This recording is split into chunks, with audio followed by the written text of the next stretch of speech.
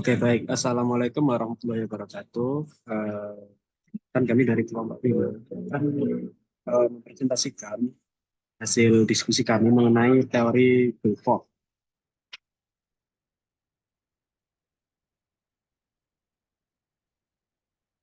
Next.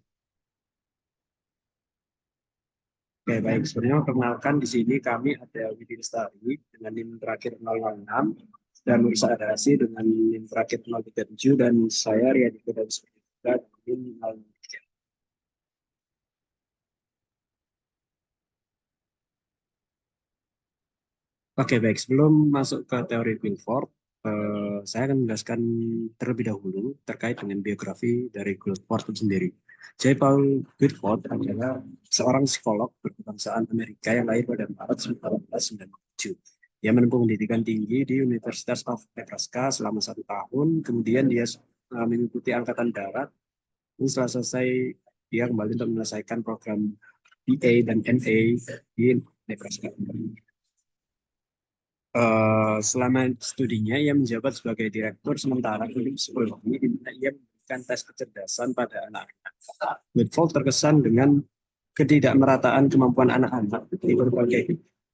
Setelahnya, ia menjadi yakin bahwa kecerdasan bukanlah satu monolitik global, tapi gabungan dari berbagai kemampuan. Hanya ia menunjukkan minat yang kuat pada apa yang menjadi fokus dominan pada karir profesionalnya, yaitu perbedaan individu.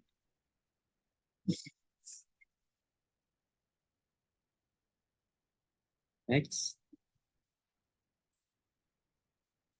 Oke, secara garis besar, teori Guilford mengembangkan teori inteligensi pada khususnya dan teori kemampuan mental pada umumnya.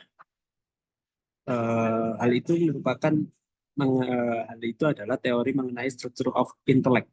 Dalam model struktur yang disebutnya model SI ini, Guilford berusaha menyertakan kategorisasi perbedaan individual di berbagai faktor kemampuan mental dalam usahanya memahami dan menggambarkan proses-proses mental yang mendasari perbedaan individu tersebut.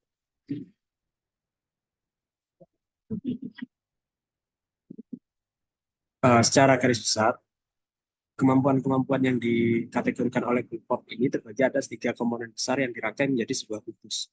Yang pertama ada operation, yang paling bawah ada di dalam operation ada 5 subkemampuan, yaitu evaluation, convergent production, divergent production, memory, dan cognition.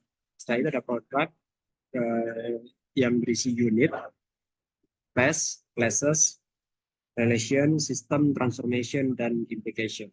Terakhir ada konten yang memuat 5 sub, yaitu visual, auditory, symbolic, semantic, dan behavioral. Nah, yang ini akan dijelaskan masing-masing pada slide setelah ini. Next. Yang pertama ada dimensi operation. Di dalam dimensi operation ini terbagi jadi 5 subdimensi, yaitu cognition. Cognition itu berkaitan dengan menyimpan informasi yang lama dan menemukan informasi yang baru. Yang selanjutnya ada memori, yaitu proses langsung dalam mengangkat kembali informasi yang pernah diterima atas kesadaran. Ketiga ada divergent product, yaitu berpikir melebar atau banyak kemungkinan jawaban atau alternatif. Ini biasanya terjadi pada siswa dalam situasi pengerjaan soal open-ended. Yang keempat ada, ini salah harusnya convergent production, yaitu berpikir memusat atau hanya satu kemungkinan jawaban atau alternatif. Ya, penyelesaian siswa pada soal close-ended. Yang terakhir ada evaluation, yaitu kemampuan mengambil keputusan tentang apakah suatu itu baik, akurat, atau memadai. Next.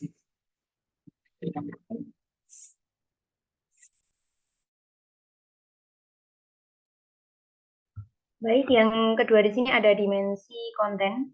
Untuk dimensi konten tersendiri ini dibagi menjadi 5, yakni yang pertama visual, yang kedua auditory, simbolis, sematik, dan behavioral.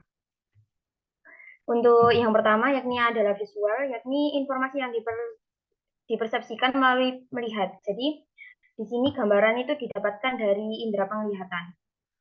Kemudian Yang kedua ada auditory, di mana informasi ini didapatkan melalui indera pendengaran kita. Jadi dapat berupa suara atau sesuatu yang dapat kita tangkap melalui pendengaran. Kemudian yang ketiga, di sini ada simbolis, yakni informasi yang dianggap sebagai simbol atau tanda. Ini dapat berupa angka atau bentuk-bentuk konvensional. Jadi informasi di sini itu ditangkap dari bentuk-bentuk simbol. Kemudian di sini yang keempat ada sematik, yakni menunjukkan arti ide-ide verbal atau kata-kata. Jadi di sini untuk sematik sendiri ini dapat berupa representasi atau ide-ide yang diperoleh secara verbal dalam perolehan informasinya. Kemudian yang kelima ada behavioral, yakni informasi yang diperoleh dari perilaku atau perbuatan seorang individu. Jadi ketika mengamati seorang individu, itu bisa diperoleh informasi terkait individu tersebut. Misal tingkah laku individu tersebut itu menunjukkan tanda-tanda atau ciri-ciri seperti apa.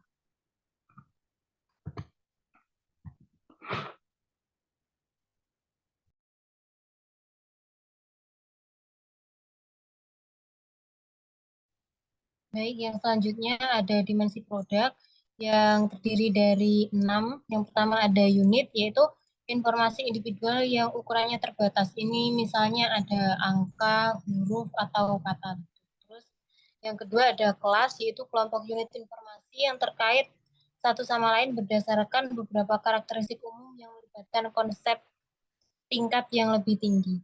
Kemudian yang ketiga ada relasi, yaitu hubungan antara konsep-konsep. Yang keempat ada sistem, yaitu sebuah urutan atau klasifikasi hubungan. Yang kelima ada transformasi, yaitu mengubah atau merestrukturisasi konten intelektual. Kemudian yang keenam ada implikasi, yaitu membuat kesimpulan dari potongan-potongan informasi yang terpisah.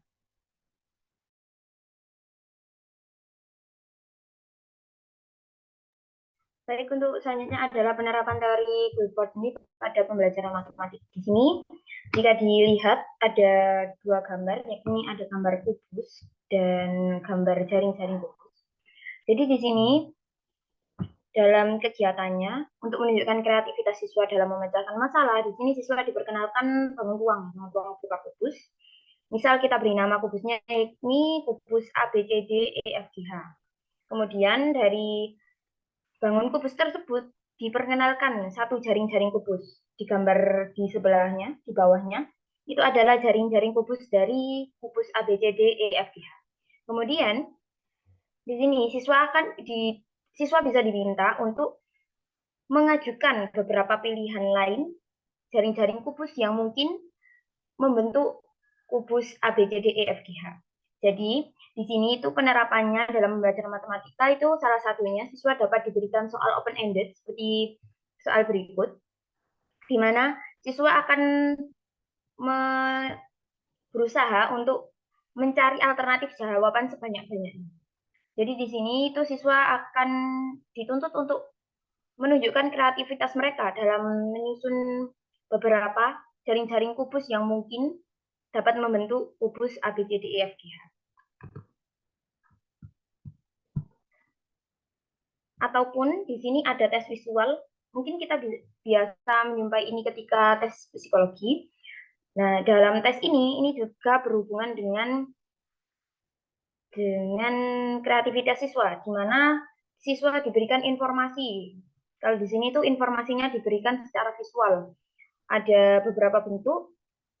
Di sini tuh siswa diminta untuk melanjutkan. Kira-kira bentuk kesekian ini bentuknya seperti apa. Nah, untuk menentukan bentuk-bentuk tersebut, ini siswa dituntut untuk bisa menunjukkan kreativitas mereka untuk menghubungkan informasi-informasi yang didapatkan. Misal di sini, di gambar yang sebelah kiri, itu ada gambar stick dari kiri pojok atas, itu ada segitiga, kemudian disusul ke sebelah kanannya ada bulat, dan di sebelah kanannya lagi ada lingkaran yang di dalamnya adalah segitiga. Di bawahnya ada lingkaran kotak, kemudian ada lingkaran dalam kotak. Berarti kemungkinan gambar seperti apa yang ada di bagian yang kosong. Jadi mungkin nanti siswa bisa memberikan opini-opini mereka terkait bentuk apa yang kiranya ada di kotak kosong tersebut. jawaban yang mungkin siswa bisa memberikan, mungkin jawaban siswa yang muncul mungkin bisa segitiga, kotak di dalam segitiga. Nah, argumentasi siswa nanti bisa ditanyakan.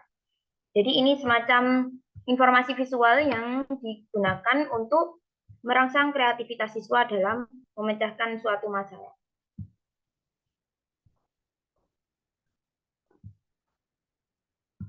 Kemudian di sini ada kelebihan teori Guilford. Yang pertama, dalam pembelajaran, teori ini memberikan implikasi positif berupa pembelajaran yang kreatif. Kemudian yang kedua, model Guilford ini memberikan suatu jalan untuk mengorganisasikan kemampuan-kemampuan dalam kurikulum, terutama pada penentuan kemampuan-kemampuan mana yang perlu mendapat perhatian. Yang ketiga, teori ini merupakan mata rantai studi intelijensi dengan menggunakan pengetahuan tentang belajar, psikolinguistik, pikiran, dan sebagainya sebagai pembagian tugas intelektual. Dan yang keempat, teori ini mendapatkan penerimaan yang luas dari para pendidik dan beberapa pihak.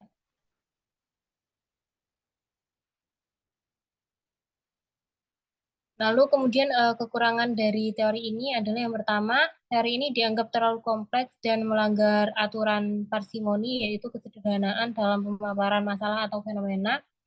Dan yang kedua, kemampuan-kemampuan intelijensi dalam teori ini belum sepenuhnya dapat dibuktikan secara empiris.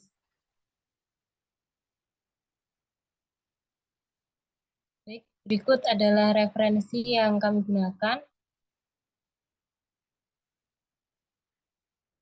Terima kasih. Sekian presentasi dari kelompok kami. Kami mohon maaf bila ada salah-salah kata. Dan wassalamualaikum warahmatullahi wabarakatuh.